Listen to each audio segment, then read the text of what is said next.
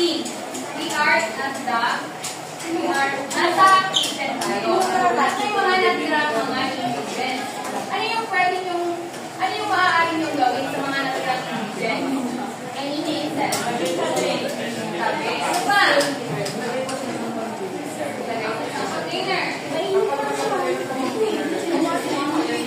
Ano pa? O, di kaya, pwede natin. Gamitin ito sa iba pang word. So, tell me, that's right. Bakit maingay ang mga namin?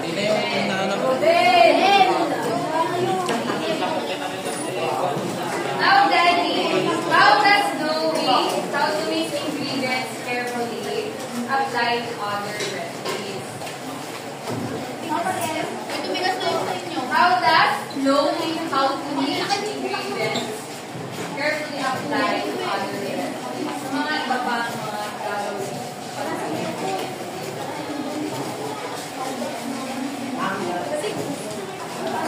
Kunwari, sa condense, ano bang magkari na ito? Condense na? Halo-halo. Thomas. Leche plan? Ano leche plan? Ano ba? Pastillas. Yema base. Ano pa? Ang pwede pa naman sa tinapay. Iba naman sa tinapay. Ayan. So, before we proceed with our next ano ginagawa natin? So, ano nga ba yung mga important things na natutunan nyo sa paggawa ng yema? Paghalo ng mabuti dahil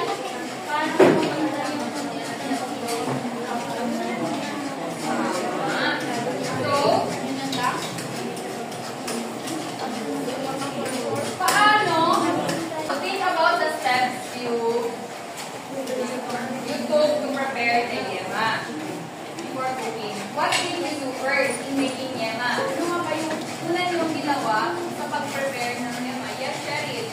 Separate the eggs. Separate the eggs. Diba? Yun ba ang una yung ginawa? Nagugat ng mga. Very good. Now, yes. Where your PC is. Now, what did you do next? Or what are the materials needed in making yema? Janelle. Han. Diba? Ernesto. Spatula. Spatula. Good. Measuring cup. Good.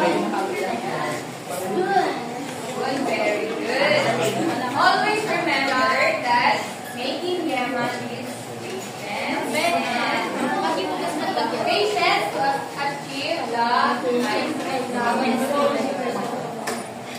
So, your assignment is you are going to sell what you did. Yung yema na ginawa ninyo sa 5